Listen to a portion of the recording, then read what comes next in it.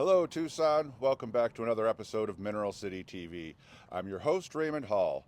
We're down the street on Lester at the Mineral Nexus, a new addition to Mineral City. Just last year was the first year here? Last year we opened 1/3 of it. Okay, last year was 1/3 of it. So yeah, we've got Mary Walker here, this is her brainchild, her project. It's a great idea, new concept for gem shows here in town. Mary, tell us what your theory is here. What's going on?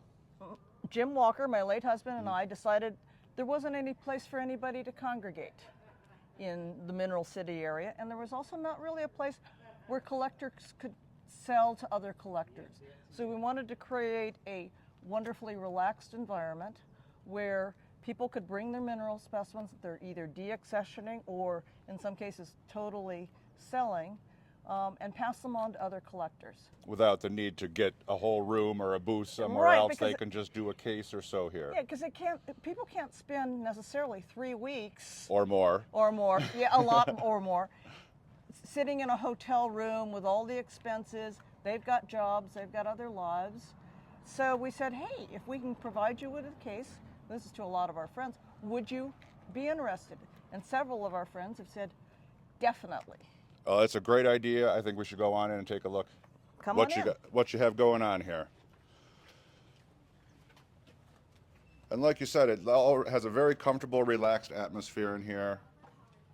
Yeah, we wanted to make sure that people basically enjoyed the same things we did. So we have books from various sources. Anne Fraser was a book dealer for very many years. Peter Mcfong is letting loose of things out of his library.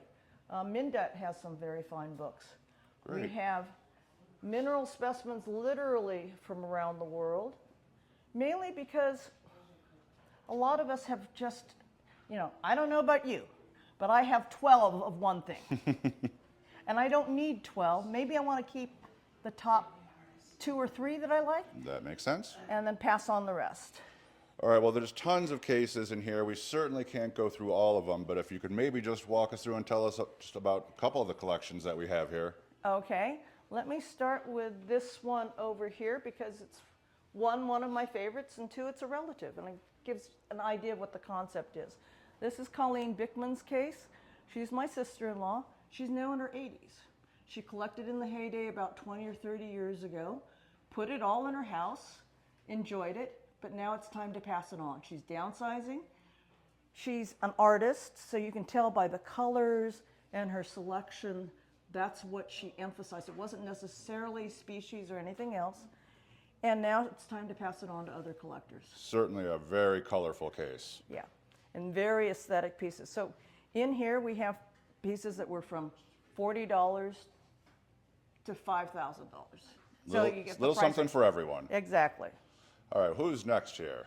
Okay, Anne Fraser is known for quartzes. She and Si have been in the industry for longer than me because I remember meeting her when I was a small child. Wow. Okay, so Si has passed, but Anne still has thousands, and I'm not exaggerating, of quartz specimens. So she's letting go of some of the duplicates. Actually, probably not duplicates. She's probably got 40 deep. But form, shape, locality, that's what you can find with Anne.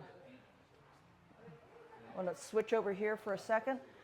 A lot of people know Peter Mcfong. He's known for his Mexican minerals. Absolutely. And he has excess Mexican minerals here, but he also has a lot of other things he's picked up along the way. You mean he's actually selling some of his Mexican stuff? Yeah. Wow. Yeah, you don't get, with Peter, you know that he's already kept the best, but if he's bought a caseload of them, they're all pretty good. Indeed. Well, these are beautiful cases, but there is a lot more to see at Mineral Nexus. We got some more to show you down the hall here. Let's go down the hallway. Now, we have thumbnails cases here. This is Chris Stefano's case. From the Mindet. From the Mindet. And Chris is known... Or Min Record, sorry. Min Record, yes. Yeah. He's known for rare species and exquisite taste in thumbnails. So he's decided he needs to... He wants to keep only so many thumbnails in his collection, so this is what he's decided to let go of. Beautiful case. And again, more of Anne's. Amazing quartz collection. But we have some other different things going on in here. This is where Jeff Scoville hides out. And The does legend. The legendary. And he does. Hey, Jeff. Good to see you. He does photography here during the show. So you know where to come to have Jeff take some photos for you. Yeah. So let's go down the hall this way. And this is where the building stopped last year. And as I said, that was only 1/3. This is the new 2/3.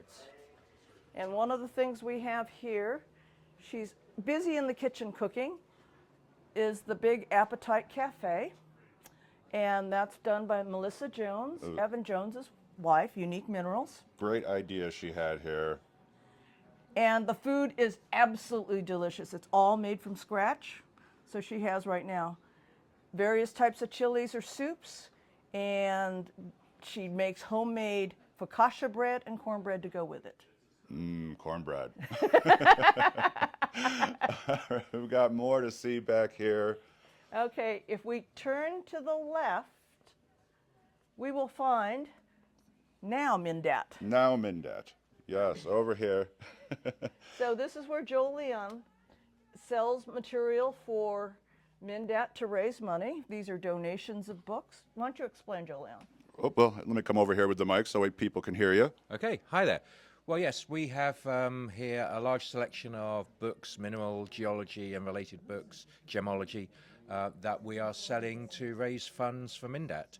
So we have a whole selection of $5 books there, which are a lot of classic things there, and a lot of classic works, Dana's mineralogy, and a lot of important mineralogical books here, and issues of journals as well, mineralogical record, etc. It's great to have you here, and everyone at home, you can donate directly to Mindat to help. What an incredible resource it is for all of us in the mineral community. We use it way too much. We need to be appreciative and thankful for that. So thanks for being on the show. We're going to continue our tour. So what's next here, Mary? Let me see. Well, we just talked to Joe Leon. He's a field collector, and he was knocking around. Joe Leon, he was knocking around, moving his books around, and he found, well, like the quartzes from. Yes, so here are some quartzes from Belgium that I collected in 2016. I don't know if you can pick up the picture at the back, but that's my arm in a hole pulling these quartzes out of a quarry in Belgium. And I also have field collected barytes from Devon in England, and those were from 2 or 3 years ago. And chabazites, a lovely new find from Scotland, from the Isle of Skye, that were collected just last year. Oh, fantastic. Case looks great. Thanks again. Thank you. And that's part of the charm. A lot of the people that are in here are field collectors. Mm-hmm. Where are you going to get the opportunity to buy things directly from the people who have pulled it out of the ground?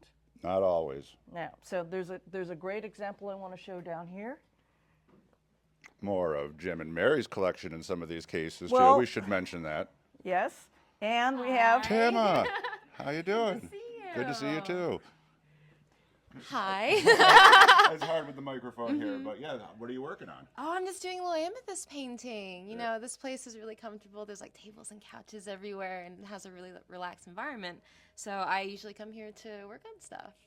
Great, thanks. and we Good welcome to see it. you. So here's an example of a field collector. This is Don Bushell, Head Frame Minerals. Now, and also an example of why this works. Don has a full-time job. So he can't come and do Tucson as a small dealer. So he's put things in the case that he has purchased, but he's also a field collector. This is from the Planet Mine. This is the Oh, those are latest beautiful. one. It's gorgeous. Pocket's now gone. This is what's available. So he also dug the sands calcites. Those are Arizona. Great. So again, where can you get things directly from a digger? Here at Mineral Nexus. So let's swing A around. few more cases. And Cases and cases. We have collectors like Dudley Blowott, Jesse Fisher and Joan Koreska, who are known for their fluorites all over. Absolutely. And But then then we one have- final stop here. We have fluorites. Indeed. Now, this is all brand new production, right? Well, a couple of years Couple old. years, It's old. but And they didn't come small. These are huge fluorites from New Mexico. And it's called the ice cream igloo pocket. And you can see why. I'm hoping the camera can pick up on it. You have greens, you have blues, you have purples, all icy kind of colors in the same crystal. Beautiful, beautiful. And then here in the back, we try to show the story of how things were collected so that people get an idea of what it takes to bring these things Not to them. everybody has had that experience, so yeah, it's great to see the photos to give a little history and what's going on there. And yes, these are from the Blanchard mine in New Mexico. Right. Before I let that space out of my mind while we were talking a moment ago. Well, Mary, it's a great facility, great building. I think it was a great idea what you did here. Thank you so much for being on the show, and we'll see you around. When we hope everybody can come and just, hey, even if you just want to relax and sit down for a little bit after running around Mineral City, come down here and have a bowl of soup and kick back. Absolutely, yeah. For minerals, for soup, for photos, you can do a lot here at Mineral Nexus. Thanks, everyone. We'll see you next time.